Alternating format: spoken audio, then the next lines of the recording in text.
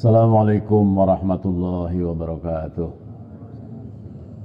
Alhamdulillahilladzi wa'atha fil ummiyina rasulan minhum yatlu alaihim ayatihi wa yuzakkihim wa yu'allimuhumul kitaba wal hikmah wa in kanu min qablu lafi dhalalin mubin. Asyhadu an la ilaha illallah wahdahu la syarikalah wa asyhadu anna Muhammadan abduhu wa rasuluh. Allahumma shalli ala Muhammad wa ala alihi wa ashabihi wa man tabi'ahu ila yaumiddin, amma ba'du. Segala puji bagi Allah Subhanahu wa taala yang telah mengutus Rasulullah Muhammad sallallahu alaihi wasallam ke tengah-tengah umat manusia, yatlu alaihim ayatihi, untuk membacakan ayat-ayatnya, wa yuzakkihim, mensucikan kita semuanya manusia, wa yu'allimuhumul kitab wal hikmah, mengajarkan ilmu dari Alkitab dan hikmah, wa in kanu min qablu, dan sungguh sebelum itu seluruh manusia lafi dhalalin mubin, dalam kesesatan yang nyata. Salah satu yang diwariskan oleh Rasulullah SAW kepada kita semua adalah sunnah Rasulullah SAW yang akan kita kaji pada pagi hari ini, yaitu bab tentang haram berlaku zalim dan perintah mengembalikan hak orang.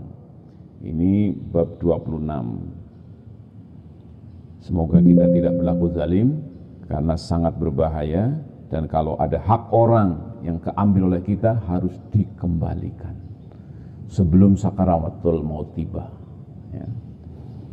Allah berfirman di dalam surat Al-Mu'min ayat 18, Ma lidzalimina min hamimin wala syafi'in yuta'.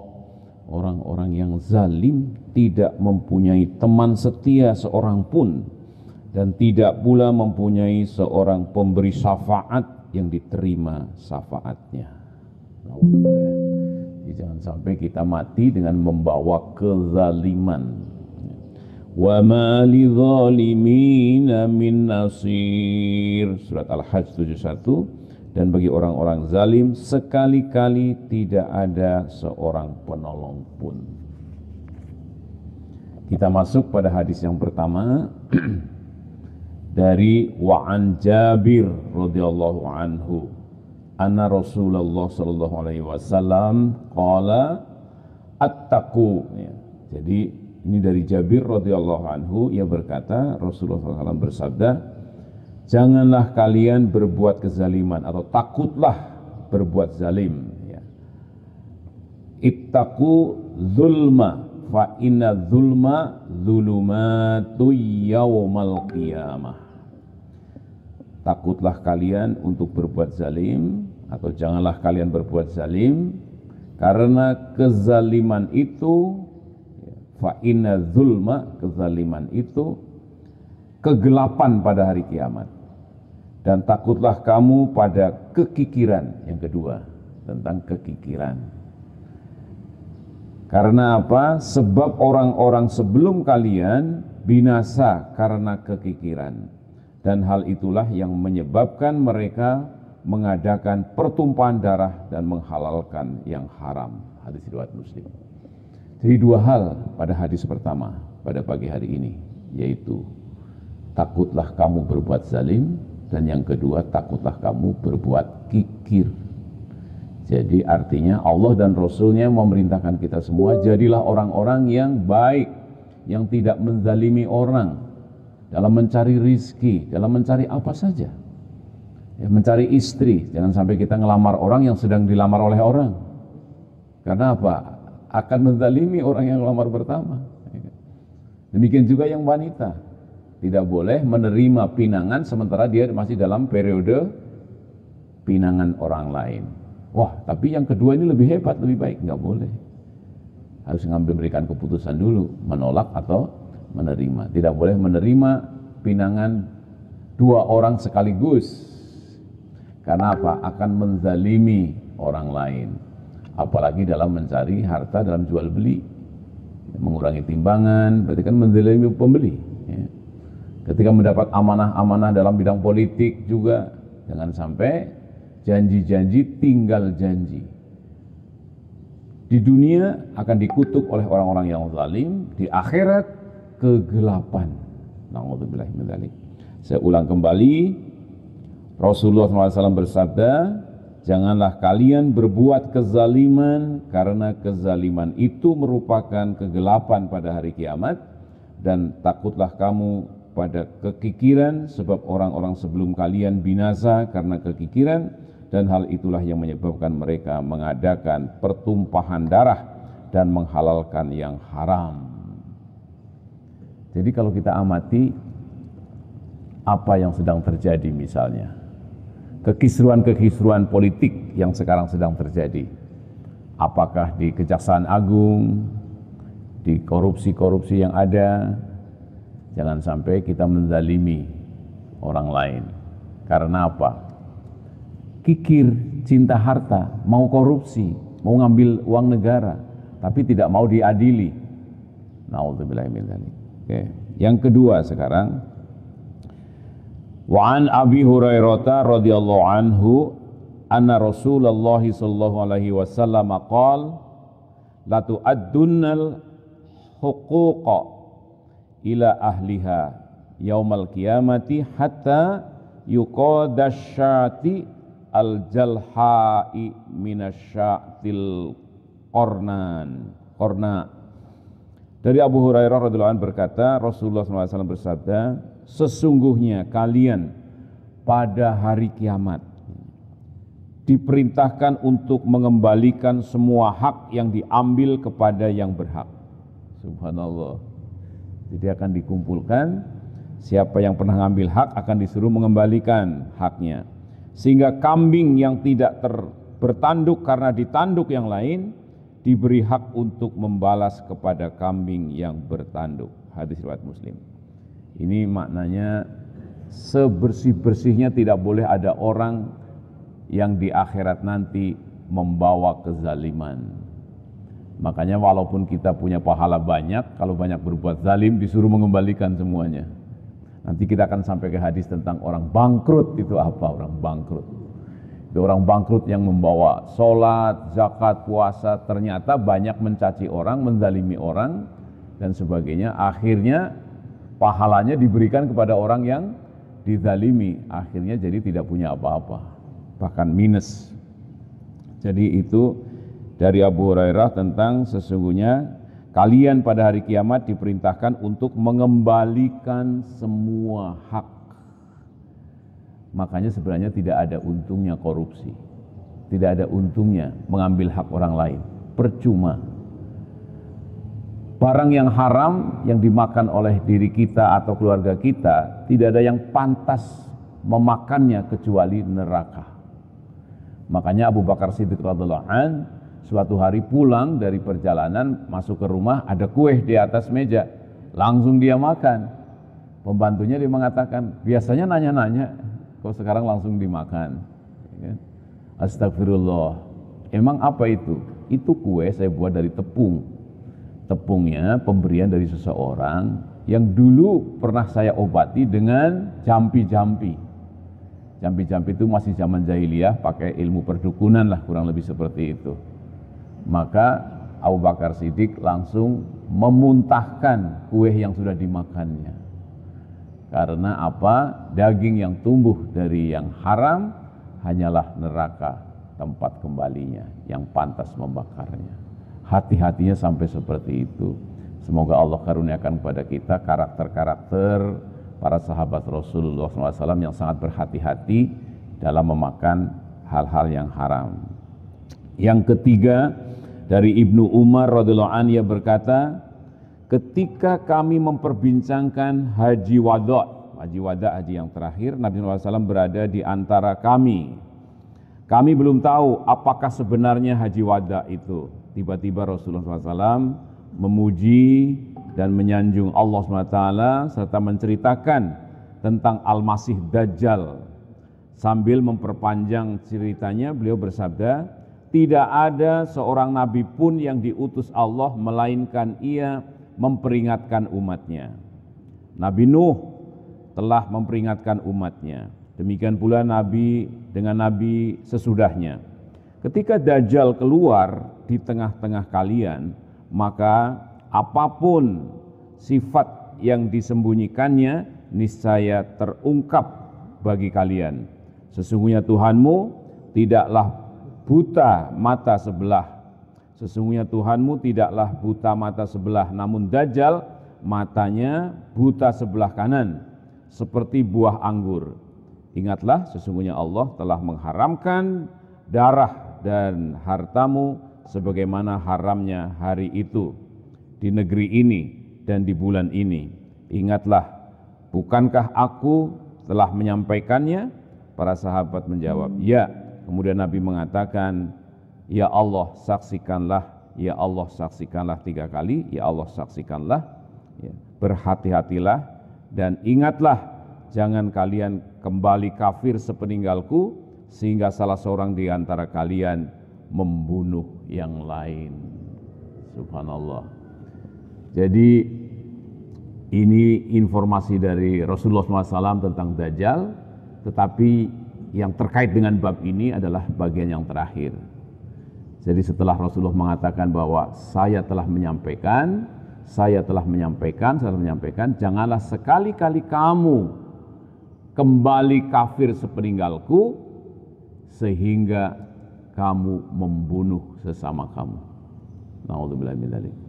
Jadi kalau membunuh seseorang itu berarti telah meninggalkan atau telah mengerjakan larangan Rasulullah Muhammad SAW. Ya, berhati-hatilah dan ingatlah, jangan kalian kembali kafir sepeninggalku sehingga salah seorang di antara kalian membunuh yang lain. Hadis riwayat Bukhari. Ini hadis ketiga. Jadi hadis ketiga tentang Rasulullah, cerita Rasulullah SAW tentang haji wada dan tentang Dajjal dan tentang janganlah kafir sepeninggal Rasulullah. Dan tandanya kafir itu pada saling menzalimi, saling kikir. Puncaknya zalim dan kikir adalah membunuh. Na'udzubillah min dzalik. Apa yang sedang terjadi di Gaza? Israel menyerang Palestina. Rebutan apa sebenarnya itu? Tanah, wilayah, menzalimi. Gitu. Padahal itu negaranya negara Palestina, itu tanahnya orang Palestina. Jadi sangat zalim itu orang Yahudi. Ya. Sama dahulu kita dizalimi oleh siapa? Oleh Belanda. 350 tahun kita dijajah oleh Belanda.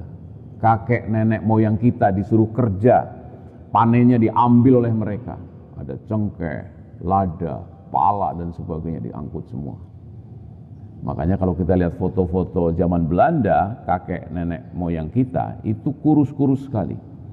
Sampai membangun jalan, namanya jalan apa itu yang sangat terkenal? Daedalus. Ya kan? Itu kezaliman yang luar biasa. Ya. Rasulullah SAW tidak melakukan yang seperti ini. Rasulullah itu membangun dua-duanya. Mekah, Madinah maju semuanya. Rasulullah. Tidak ada yang tertindas oleh Rasulullah Muhammad Sallallahu Alaihi Wasallam. Kita masuk hadis keempat. Dari siapa ini? An Aisyah radhiyallahu anha anna nabiyya sallallahu alaihi wasallam qala man dzalama kida shibri minal arhi tuwiqahu min sab'i ardin. Muttafaq alaih. Dari Aisyah radhiyallahu anha, Rasulullah bersabda, barang siapa yang mengambil hak orang lain walaupun hanya sejengkal tanah, maka akan dikalungkan kepadanya 7 lapis bumi. Bukhari dan Muslim. Subhanallah. Perhatikan dengan baik. Ternyata banyak orang suka memindah batas tanah. Ketika punya kafling yang belum dibangun, ditanamin, di pinggir tanahnya orang, digeser batasnya, setelah itu yang sehingga batasnya dihilangin. Banyak sekali itu, dan itu saya melihat sendiri yang seperti itu. Ya. Di kampung, suka sawah, ada pematangnya digerus di sebelah kiri, geser ke kanan, menceng dong jadinya. Ya. Tapi mencengnya lama-lama 1 meter. 1 meter kalau lebarnya berapa? 100 meter. Perhatikan. Kira-kira kalau kamu yang punya tanah yang digusurin, bagaimana rasanya? Pasti marah. Melihat pematang ini sampai menceng seperti ini. Ya. Itu bisa kafling rumah, kafling tanah, sawah dan sebagainya.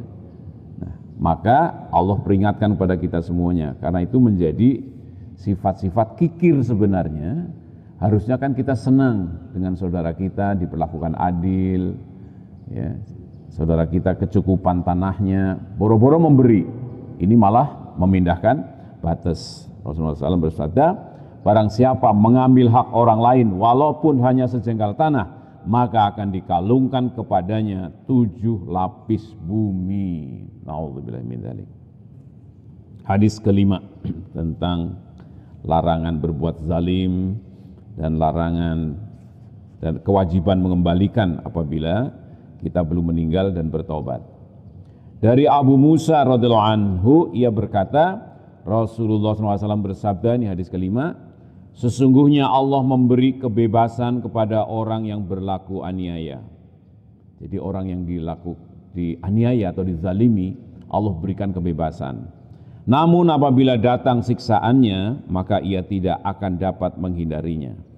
Kemudian beliau membaca ayat yang artinya, dan begitulah azab Tuhanmu apabila dia mengazab penduduk negeri-negeri yang berbuat zalim, sesungguhnya azabnya itu sangat pedih lagi keras. Surat Hud ayat 102, hadis riwayat Bukhari dan Muslim. Apa ini maknanya?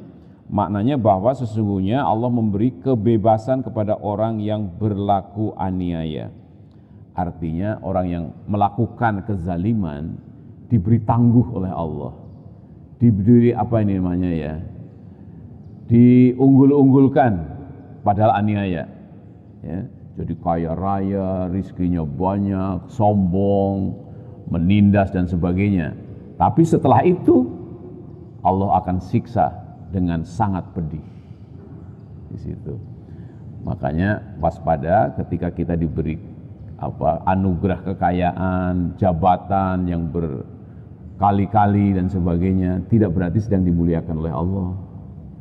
Tapi sedang karena dia berbuat zalim, diberi kebebasan oleh Allah, kemudian setelah itu akan datang siksaan yang sangat pedih. Seperti tersebut di dalam surat Hud ayat 102. Na'udzubillahi min dzalik.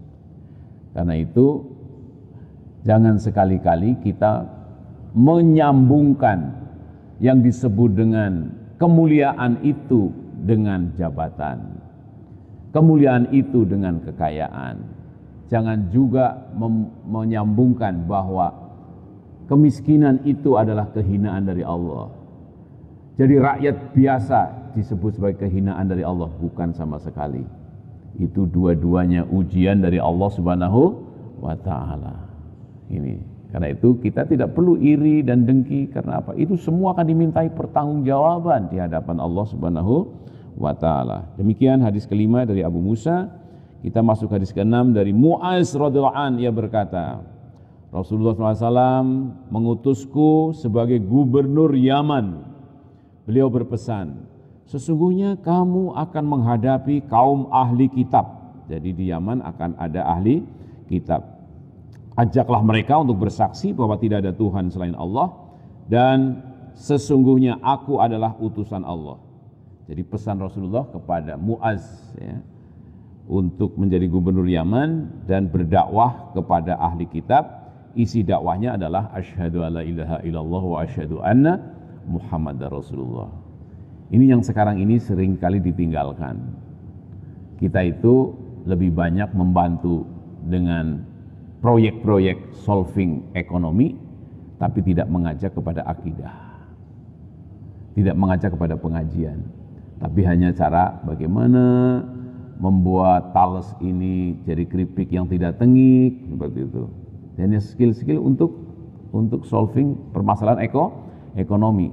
Ternyata gubernur Yaman yang bernama Mu'az ini diperintahkan oleh Rasulullah untuk berdakwah mengajak kepada bersaksi tidak ada Tuhan selain Allah dan aku utusan Allah. Apabila mereka mematuhi ajakanmu, beritahukan kepada mereka bahwa Allah mewajibkan untuk mereka mengerjakan sholat 5 kali sehari semalam. Jadi bukan sholat dulu, bersaksi dulu.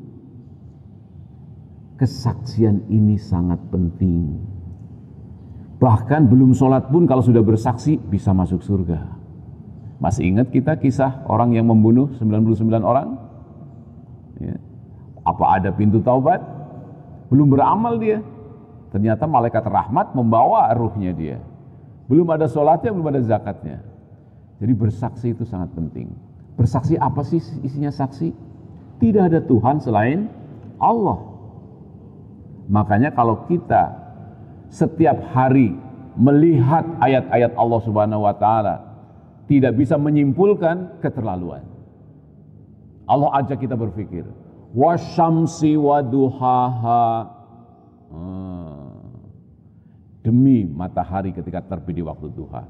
Jangan sampai kita para mahasiswa-mahasiswi atau siapapun setiap hari melihat matahari terbit tidak bisa menyebut asyhadu alla ilaha illallah wa asyhadu anna muhammadar rasulullah. Wal qamari idza talaha, bulan ketika mengiringinya. Emang siapa itu yang ngatur? Mungkinkah selain Allah Subhanahu wa taala? Tidak mungkin. Siapakah sebenarnya itu yang ngatur? Itulah Allah Rabbul Alamin, Tuhan semesta alam, yang maha suci dari semua Tuhan selain Allah Subhanahu wa taala. Ata amrullahi fala tastajiluh. Ini awal surat An-Nahl. Ata amrullahi fala tastajiluh. Subhanahu wa ta'ala amma yusyrikun. Maha suci Allah dari apa-apa yang mereka sekutukan. Silahkan cari sekutu-sekutu Allah yang disembah oleh manusia. Apakah lebih hebat dari Rabbul Alamin? Apa yang mereka sembah?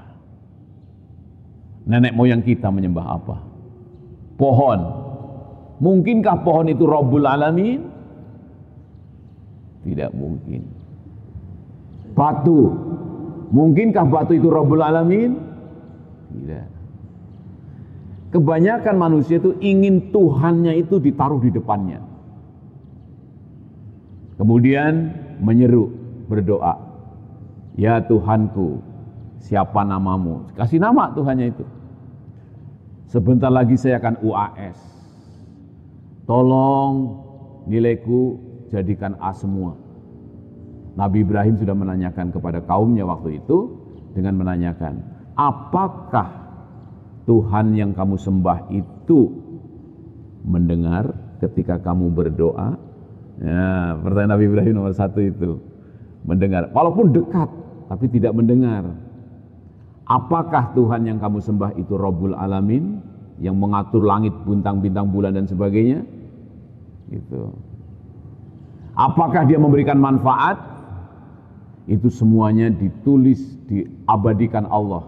Kisah Nabi Ibrahim alaihissalam. Watlu alaihim naba'a Ibrahim di dalam surat Asy-Syu'ara ayat ke berapa, sekitar 69 kalau tidak salah. 69 di situ. Ya. Jadi bersaksi itu sangat penting.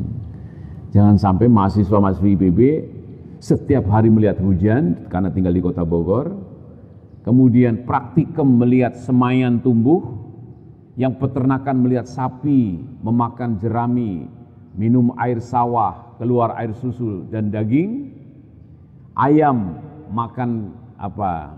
Makan gabah, makan pelet, diubah jadi telur, tidak bisa menyimpulkan asyhadu alla ilaha illallah wa asyhadu anna muhammadar rasulullah.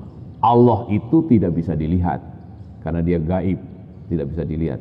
Tetapi ciptaannya ada di depan kita semua. Wasyamsi waduhaha wal qamari idza talaha wan nahari idza jallaha wal laili idza yaghshaha Masih banyak lagi. Wadduha, walaili idza saja. Ada lagi. Walaili idza yaghsha, wan nahari idza tajalla, wa ma khalaqaz dzakara wal unsa, inna sa'yakum lasyatta. Itu hampir semua ayat-ayat pendek periode Makkiyah dibuka dengan ayat-ayat kauniyah. Jangan sampai kita tidak bisa menyimpulkan La ilaha illallah Muhammadur Rasulullah. Jadi Mu'az diperintahkan oleh Allah untuk menyeru pertama bersaksi bahwa tidak ada Tuhan selain Allah dan Muhammad Rasulullah. Yang kedua melaksanakan sholat 5 kali sehari semalam. Apabila mereka telah memenuhinya, maka beritahukan kepada mereka bahwa Allah mewajibkan untuk mereka menunaikan sedekah yang diambil dari orang-orang kaya dan diberikan kepada orang-orang fakir miskin. Ini tugas gubernur. Subhanallah. Gubernur Yaman, ya kan? Dari Rasulullah Shallallahu Alaihi Wasallam. Jadi jangan sampai kita jadi gubernur tidak nambah orang yang dapat petunjuk, yang bersahadat, yang sholat. Sama kita semuanya di IPB, kita sambut dengan kuliah pendidikan agama Islam, kita seru yang tadinya hanya biasa-biasa saja datang ke kampus Bogor, menjadi bersaksi dengan mantap, tidak ada Tuhan selain Allah, dan sembahan selain Allah itu semuanya salah. Yang kedua, ajak sholat. Yang ketiga, yuk bantu-membantu, tolong-menolong dengan sedekah. Kalau di sini sebenarnya zakat atau rukun Islam yang berikutnya, fakir miskin. Apabila mereka telah mematuhinya, maka lindungilah kehormatan dan harta bendanya. Jadi hendaklah dilindungi. Takutlah kamu terhadap doa orang yang teraniaya, karena tidak ada penghalang yang menghalangi antara doanya dengan Allah Subhanahu wa taala. Ini hati-hati, jangan menganiaya orang, karena ketika kita menganiaya orang, orang itu berdoa kepada Allah, tidak ada hijab. Tidak ada hijab. Makanya banyak kisah-kisah ya, orang yang ketika seorang supir bis atau supir angkot ya, karena dia punya kepentingan harus putar balik, ya kan? Karena penumpang macet putar balik, kemudian memaksa penumpangnya turun, ya kan? Padahal sudah bayar dan uangnya nggak dikembalikan, hati-hati itu. Yang diturunkan tadi berdoa, semoga kecelakaan kamu Pak supir, ya kan?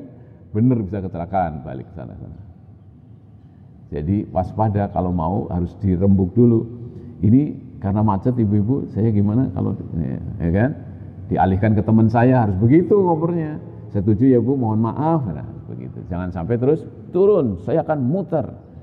Waspada dengan hadis-hadis Rasulullah SAW yang seperti ini. Karena ini hadis yang ke-6 ya, ditutup oleh Rasulullah SAW, takutlah kamu terhadap doa orang yang teraniaya atau yang dizalimi, karena tidak ada hijab yang menghalangi antara doanya dengan Allah Subhanahu wa taala. Lanjut kita kepada hadis yang ke-7 dari Abu Humaid Abdurrahman bin Sa'ad As-Sadi radhiyallahu anhu, ia berkata, Rasulullah SAW menugaskan seseorang, ini sangat terkenal hadisnya, menugaskan seseorang dari suku Azdi yang bernama Ibnu Al-Lutbiyah ya, untuk mengumpulkan sedekah, atau dalam kata lain sebagai petugas zakat. Jadi SK-kan oleh Rasulullah sebagai petugas zakat ya. Tatkala orang itu datang kepada beliau, ia berkata, ini untukmu dan ini hadiah untukku.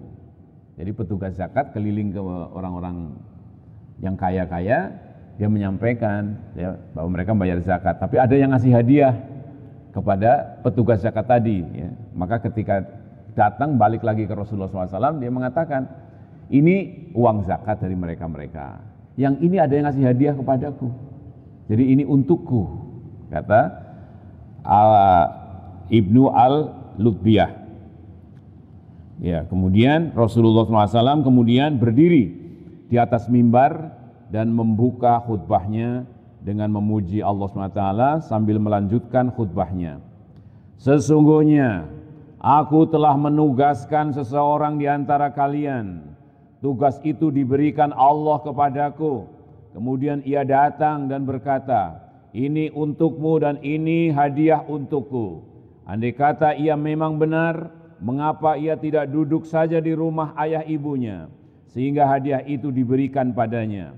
Demi Allah, siapa saja di antara kalian yang mengambil sesuatu yang bukan haknya, niscaya di hari kiamat ia menghadap Allah sambil memikul yang diambilnya di dunia. Demi Allah, aku tidak ingin melihat seorang pun di antara kalian menghadap Allah Subhanahu wa taala dengan memikul onta, dengan memikul lembu atau kambing yang bersuara. Kemudian beliau menengadahkan kedua tangannya hingga terlihat putih ketiak beliau seraya bersabda, "Ya Allah, bukankah aku telah menyampaikannya? Bukankah aku telah menyampaikannya?" Hadis riwayat Bukhari dan Muslim. Jadi kalau sudah jadi pegawai, dapat gaji, jangan sampai menerima ucapan terima kasih dari rakyat. Gitu. Jadi guru, dapat gaji guru, jangan sampai memungut uang dari siswa. Jadi lurah, sudah dapat gaji dari lurah. Sebagai jangan memungut uang dari orang-orang yang pada ngurus KTP, ngurus sertifikat tanah. Ini tanggung jawabnya. Ini khotbah Rasulullah SAW. SK-nya tugasnya sebagai petugas zakat. Ternyata ada orang yang memberi hadiah. Disampaikan ke Rasulullah. Yang ini uang zakat, yang ini hadiah untuk aku. Maka khutbah Rasulullah isinya tadi, apakah kamu dapat hadiah karena kamu atau karena petugas zakat? Dapat hadiah karena menjadi petugas zakat. Maka itu harus masuk ke Baitul Mal. Jadi kalau ada pemberian-pemberian yang di luar gaji, maka itu masuk Baitul Mal. Tidak boleh dibawa pulang untuk petugas itu. Ini yang sampai hari ini terus terjadi di mana-mana. Semoga Allah berikan kemampuan kepada kita semuanya, orang yang beriman dan bertakwa kepada Allah SWT, untuk tidak mengambil pemberian-pemberian dari masyarakat terkait dengan jabatan. Terkait dengan jabatan. Ini diberikan. Apalagi ini kan sama dengan petugas apa nih? Petugas pajak. Ya. Petugas pajak datang ke orang-orang kaya untuk menghitung pajaknya, ya kan? Harus benar. Jangan sampai petugas pajak dikasih hadiah sehingga salah hitung. Apalagi dihitungkan yang sebenarnya pajak Bapak 1 miliar, tetapi ini bisa kita atur sehingga tinggal 0,5 miliar, tetapi 100 juta kira-kira untuk ini para pegawai-pegawai kami mengatur ini. Bayangkan kira-kira pendapatan negara kalau pegawai-pegawai pajaknya kayak begitu. Pantesan APBN-nya kurang terus. Karena pegawai pajak seperti itu. Andai kata seluruh pegawai pajak mengamalkan hadis Rasulullah SAW yang kita kaji pagi hari ini, luar biasa. SPP-mu gratis semua, nak. Nggak ada lagi kenaikan UKT apalagi. Ini kenapa UKT naik kayak begini? Karena apa? Itu uang negara sedikit banget yang masuk ke kampus. Di situ. Gaji dosen muda saja cuma berapa? Sudah magang sekian lama juga belum diangkat. Dunia pendidikan kita. SD, SMP, SMA. Apalagi mau nambah perguruan tinggi lagi. Harusnya ditambah karena apa? Jumlah lulusan SMA jauh lebih banyak daripada yang bisa masuk kuliah. Tapi bagaimana membangun kalau petugas-petugas pajaknya tidak mau mengamalkan hadis Rasulullah Muhammad Sallallahu Alaihi Wasallam? Oke, ini hadis yang ke-7. Satu lagi ya. Hadis ke-8 dari Abu Hurairah dari Nabi SAW, beliau bersabda, Barang siapa yang pernah menganiaya saudaranya, baik kehormatannya maupun sesuatu yang lain, hendaklah ia minta maaf saat ini juga sebelum datang saatnya dinar dan dirham tidak berguna. Subhanallah, bahasa Rasulullah SAW. Bukan sebelum datangnya kematian, tapi sebelum datangnya dinar dan dirham tidak berguna. Jika tidak, apabila ia mempunyai amal soleh, maka amalnya akan diambil sesuai dengan kadar penganiayaan. Namun apabila ia tidak mempunyai amal kebaikan, maka kejahatan orang yang dianiaya itu diambil dan dibebankan kepadanya. Hadis riwayat Bukhari. Ya. Nauzubillahi min dzalik. Bayangkan, ini menganiaya satu orang. Kalau pegawai pajak menganiaya berapa orang? Seluruh rakyat Indonesia, seluruh anak-anak sekolah, seluruh orang-orang yang kerepotan menyeberang jembatan, dan seterusnya. Nauzubillah. Jadi pejabat itu kalau tidak mengamalkan hadis Rasulullah SAW, sangat berat siksaannya. Harus memberikan amal solehnya kepada orang-orang Indonesia, rakyat Indonesia. Kalau tidak punya amal soleh, dosanya rakyat Indonesia dibebankan kepada pejabat tersebut. Karena itu ngaji jadi sangat penting. Karena kalau tidak seolah-olah ya biasa-biasa saja. Bahkan para mahasiswa-mahasiswi ketika tidak ngaji, pengen menjadi pejabat-pejabat yang koruptor. Nauzubillah, pengen punya mobil dengan hasil korupsi, enggak apa-apa seolah-olah. Tapi begitu ngaji, ya Allah, berilah kami ilmu untuk mencari rezeki yang halal. Satu lagi yang pendek ini, hadis ke-9. Dari Abdullah bin Amr bin Al-As radhiyallahu anhu, dari Nabi SAW bersabda, orang Islam adalah orang yang menjaga kaum muslimin lainnya selamat dari lisannya dan tangannya. Dan orang yang berhijrah adalah orang yang meninggalkan apa saja yang dilarang Allah. Hadis riwayat Bukhari dan Muslim. Jadi apa ini kalimatnya? Qala al-muslimu man salimal muslimuna min lisanihi wa yadihi wal muhajiru man hajara ma nahallahu anhu. Muttafaq alaih.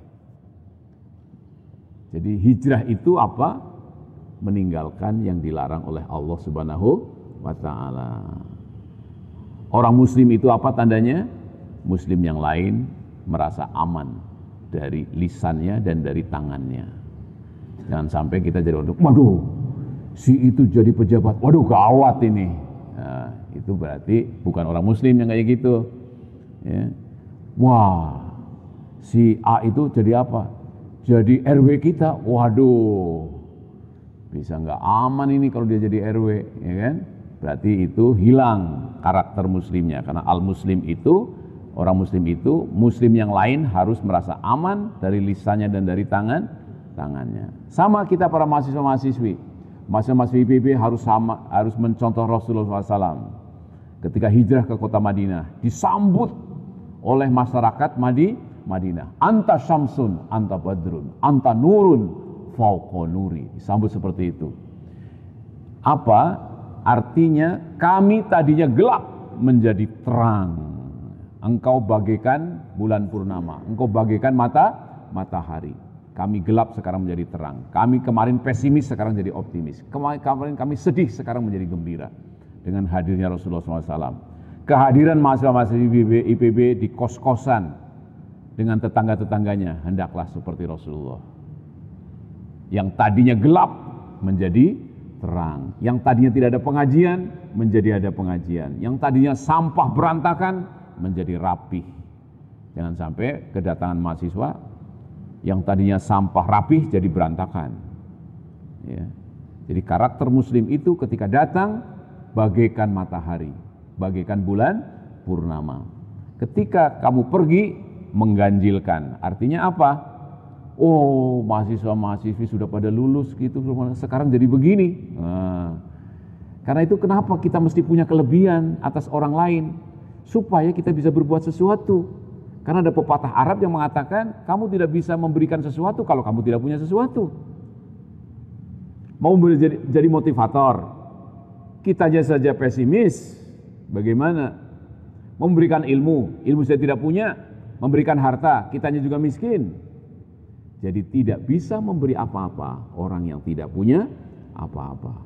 Kenapa Rasulullah bisa memberi apa-apa? Karena Rasulullah menerima wahyu. Dan wahyu itu adalah ayat Allah Subhanahu wa ta'ala yang dibacakan untuk seluruh masyarakat. Demikian, jadi kita sampai hadis ke-9, ya, ke-9 atau lebih bagus sampai 10 aja Mas. Sampai 10 ya, satu lagi. Dari Abdullah bin Amr bin Al-As radhiyallahu an, ia berkata, Kirkirah adalah orang yang menjaga perbekalan Nabi SAW ketika meninggal dunia. Ini nama orang, Kirkirah. Rasulullah SAW bersabda, tempatnya di dalam neraka. Para sahabat kemudian menyelidiki penyebab ia masuk neraka. Kemudian mereka menemukan sebabnya bahwa ia pernah menyembunyikan jaket hasil rampasan perang. Hadis riwayat Bukhari. Jadi ada orang dekat Rasulullah yang diperintahkan menjaga harta rampasan perang. Ternyata dia umpetin jaket itu. Tidak disampaikan kepada Rasulullah SAW. Kemudian meninggal. Orang dekat Rasulullah pasti masuk surga. Ternyata begitu ketemu Rasulullah, kira-kira masuk neraka. Kemudian para sahabat mencari tahu, kenapa ini? Ternyata ngumpetin jaket rampasan perang. Silakan saya dan mahasiswa-mahasiswi semua dan hadirin-hadirat rahimakumullah, berhati-hatilah ketika kita mendapatkan amanah-amanah. Di Masjid Al-Huriyah juga demikian. Jangan sampai kita ngumpetin uang keropak, tidak disetorkan laporan bulanannya dan sebagainya, karena sangat perlunya, maka ternyata masuk neraka. Enak dari penyalur zakat menyangkut infak, tetapi harus benar, tidak boleh ada serupiah pun yang kemakan oleh kita, apalagi dengan sengaja. Kebetulan perlu, keropak dibuka, masukin kantong, sisanya dihitung cuma sekian. Jangan seperti yang kita sebut di sini adalah kirah adalah orang yang menjaga perbekalan Nabi SAW ketika meninggal dunia. Rasulullah bersabda, tempatnya di dalam neraka. Para sahabat menyelidiki, ternyata pernah menyembunyikan jaket hasil rampasan perang. Hadis riwayat Bukhari. Demikian 10 hadis terkait dengan larangan berbuat zalim dan kewajiban mengembalikan kezalimannya sebelum sakaratul maut. Assalamualaikum warahmatullahi wabarakatuh. Waalaikumsalam warahmatullahi wabarakatuh. Jazakallahu khairan kepada Pak Berhasil tadi yang telah memaparkan materinya bab 26 ya, dengan 10 hadis gitu. Semoga kita semua bisa terjauhkan dari hal-hal yang zalim dan menzalimi orang lain gitu ya. Baik, mungkin akan dibuka sesi tanya jawab terlebih dahulu kepada jamaah yang mungkin ingin bertanya atau punya unek-unek nih, boleh disampaikan ya. Ya, silakan.